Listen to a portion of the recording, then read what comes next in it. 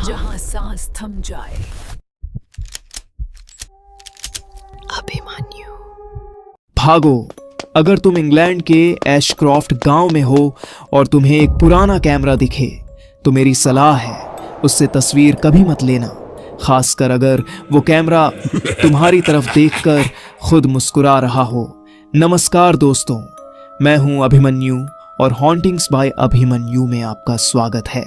आज मैं जो कहानी बताने जा रहा हूं वो मेरी अपनी जांच पड़ताल का हिस्सा है। एक ऐसी जांच जिसने मुझे मौत के दरवाजे पर लाकर खड़ा कर दिया था। बात पिछले साल की है। मुझे इंग्लैंड के एशक्रॉफ्ट नाम के एक छोटे सुनसान गांव के बारे में पता चला। कहते हैं वहां ब्लैकवुड मैनर नाम की एक हवेली है जो 100 सालों से वीरान पड़ी है। कहानी थी कि उस हवेली का आखिरी मालिक लॉर्ड आर्थर ब्लैकवुड एक फोटोग्राफर था। वो लोगों की तस्वीरें खींचता था और जिस किसी की भी वो तस्वीर खींचता वो इंसान कुछ ही दिनों में गायब हो जाता था। गांव के एक पब में मेरी मुलाकात एक बूढ़े अंग्रेज मिस्टर जेम्स से हुई। बेटा, उस हवेली में मत जाओ, उन्होंने कांपती आवाज में कहा। आर्थर आज भी वहीं है। वो अपनी आखिरी तस्वीर की तलाश में है। आप मुझे जानते हैं, खतरा ही मेरा नशा है। मैं रात के ठीक 11 बजे अपना कैमरा और EMF मीटर लेकर उस हवेली में पहुंच गया। हवेली किसी कब्रगाह जैसी ठंडी थी। हवा में अजीब सी सड़न और केमिकल की गंध थी, जैसे पुराने फोटो डेवलप किए जाते हों। मैं पहली मंजिल पर पहुंचा। वहां एक कमरा था, डार्क रूम। लाल बत्ती जल रही थी। मेज पर तस्वीरें सूख रही थीं, लेकिन ये तस्वीरें अजीब थीं। वो हिल रही थीं। तस्वीरों में कैद लोग दर्द से चीख रहे थे, कांच पर अपने नाखून रगड़ रहे थे। मैं जैसे ही पलटा, कमरे का भारी लकड़ी का दरवाजा धड़ाम से बंद हो गया। मेरा दिल उछलकर हलक में आ गया। कौन है? मैंने चिल्लाया। कोई जवाब नहीं। तभी मुझे उस कमरे के कोने में वो चीज दिखी, एक पुराना विक्टोरियन कैमरा।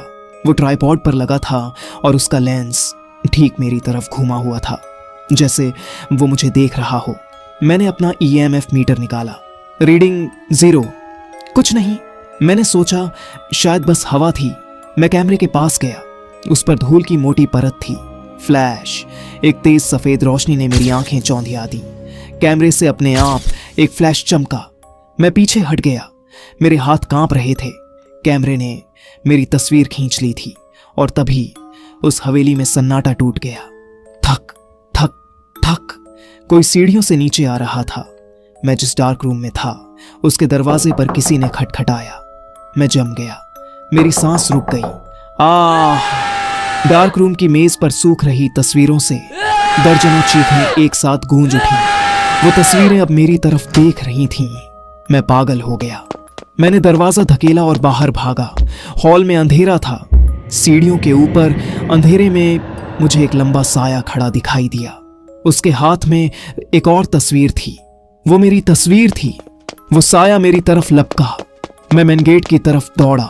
मुझे अपनी पेट पर बर्फ जैसी ठंडी उंगलियां महसूस हुईं जो मुझे पकड़ने की कोशिश कर रही थीं। मैं दरवाजे से टकराता हुआ बाहर जमीन पर गिरा और अपनी कार की तरफ भागा। मैंने पीछे मुड़कर देखा। ब्लैकवुड मैनर की सबसे ऊपर वाली खिड़की पर लॉर्ड आर्थर खड़ा था। वो मुस्कुरा रहा था और हाथ हिला रहा था। मैं उस गांव से, उस देश से कोसों दूर आ गया हूं। मैं बच गया, या शायद मुझे ऐसा लगा था। ये कहानी मैं आपको अपने स्टूडियो से सुना रहा हूं, है ना? मैं 2 दिन से अपने स्टूडियो में बंद हूं। मैंने ये कहानी रिकॉर्ड कर ली है, लेकिन जब मैं इसे एडिट करने बैठा तो मैंने कुछ देखा। जब मैं आपसे बात कर रहा हूं, मेरे पीछे कमरे के उस अंधेरे कोने में आपको वो दिख रहा है। सब्सक्राइब।